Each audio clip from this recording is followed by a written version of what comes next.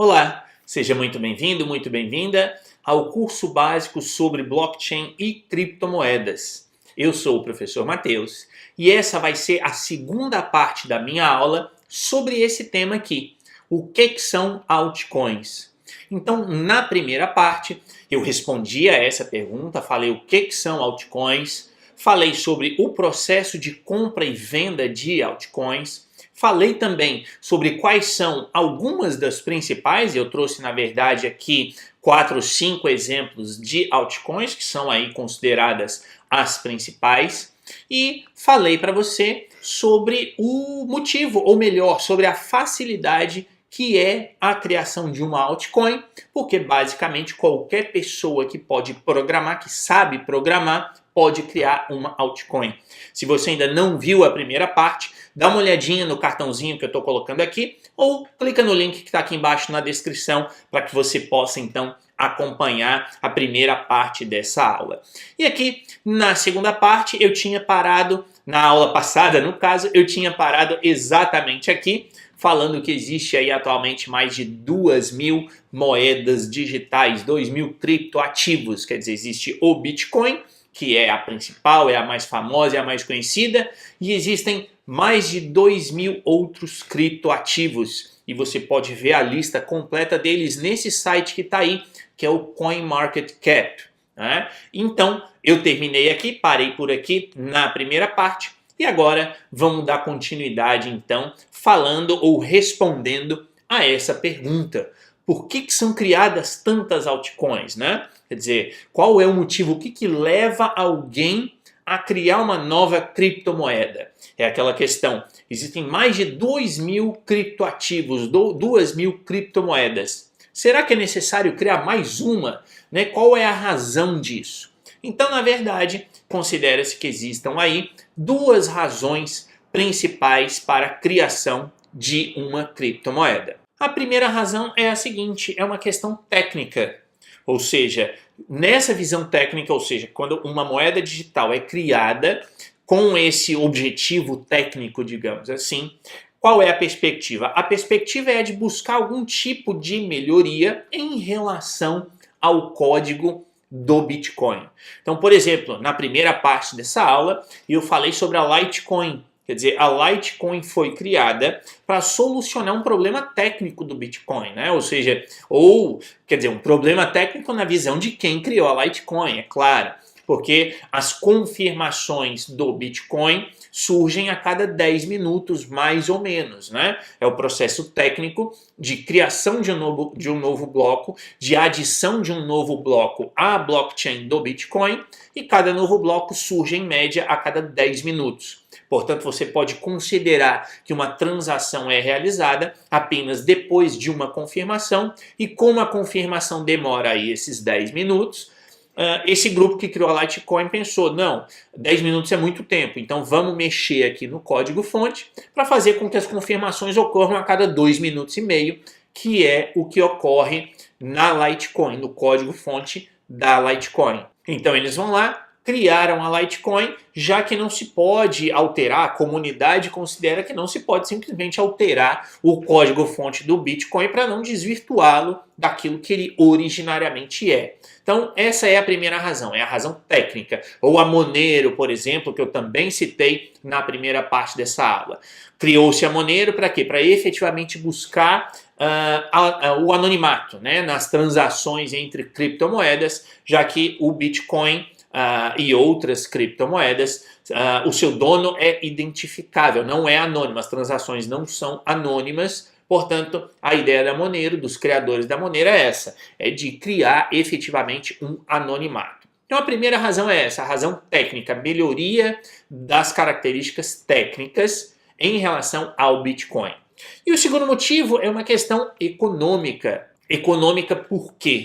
Porque, como eu pus aqui, o lançamento de uma nova altcoin geralmente gera um lucro para os seus criadores.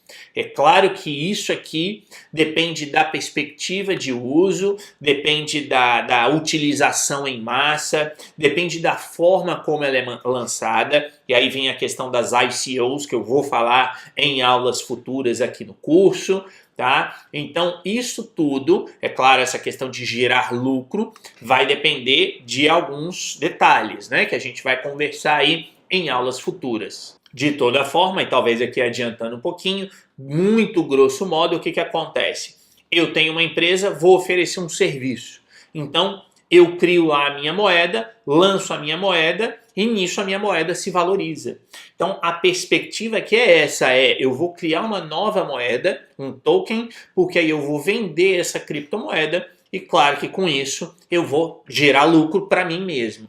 Só que aí tem essa questão da boa-fé. Quer dizer, a boa-fé aqui no sentido de se verificar se a nova criptomoeda efetivamente tem alguma utilidade ou se a nova criptomoeda nada mais é do que um golpe, né? Para que aquela pessoa que está lançando cria, né, essa criptomoeda para vendê-la, obter o dinheiro e depois se mandar com o dinheiro que ele obteve, né, naquele lançamento. E aí é isso, ou a isso, está vinculada essa ideia das ICOs, né, que são as Initial Coin Offering. Ou seja, é justamente esse processo. E você precisa tomar cuidado com isso. Por isso que eu falei na primeira parte dessa aula e também agora nessa segunda parte, que você deve conhecer aquele site, o CoinMarketCap. Eu deixo aqui também nessa segunda parte o link aqui na descrição para você não precisar digitar nem nada, só clicar no linkzinho que está aqui embaixo.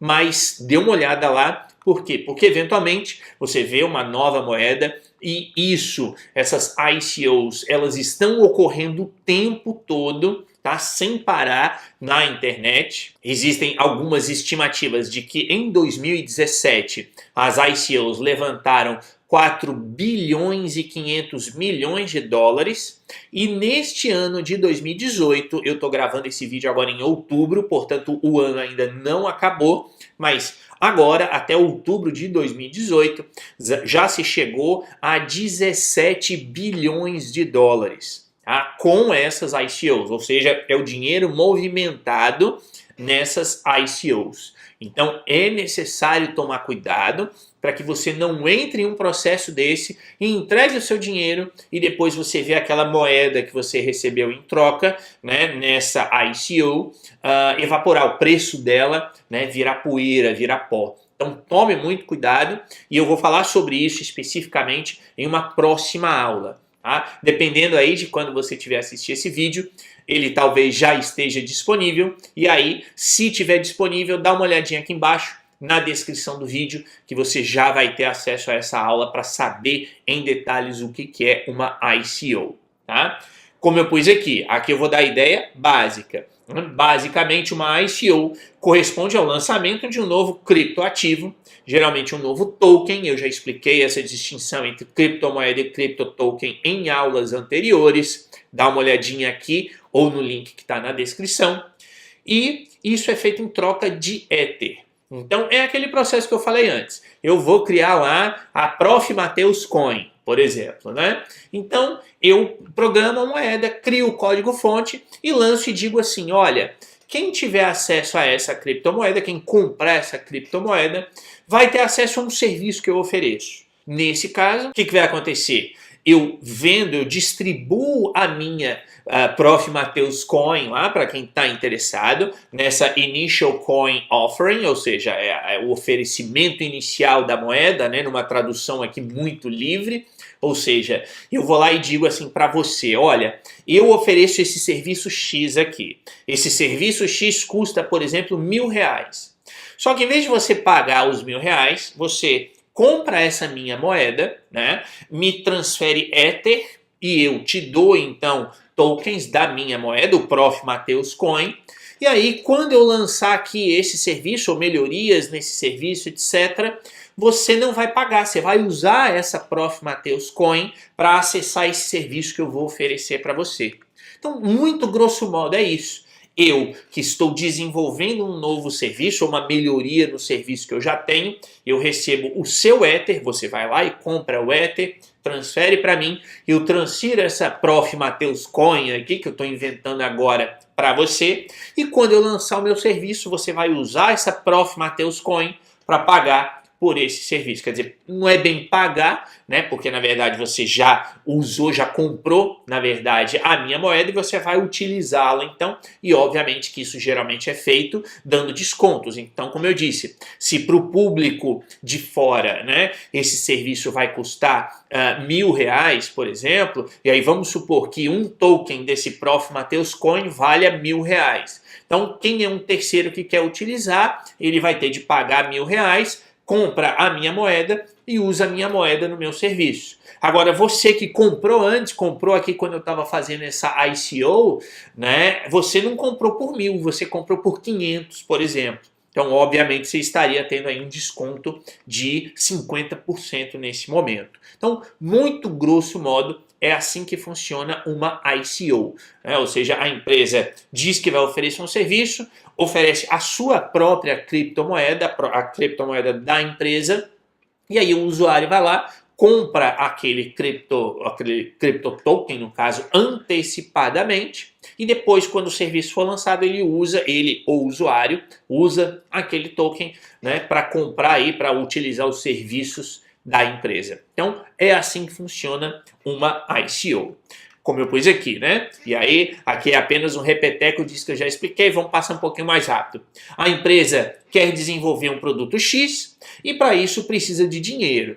Então, ela lança uma ICO oferecendo o seu token em troca do Ether, como eu disse antes. Quando o produto ou serviço for lançado, aqueles que têm o seu token podem utilizar o produto ou serviço com descontos ou até mesmo de graça, né? Ou seja, dependendo aí do número de tokens e da forma como o serviço é estruturado, pode ser utilizado dessa forma.